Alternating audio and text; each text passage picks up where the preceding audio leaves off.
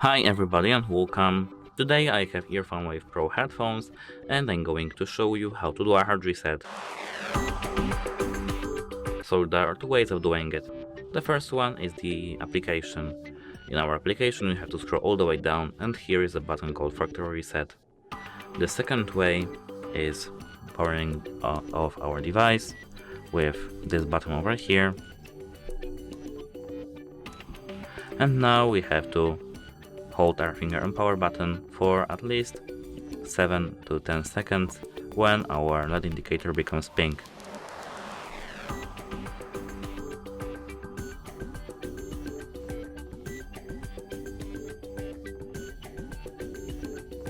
As you can see, it became pink, so our headphones are now hard resetted.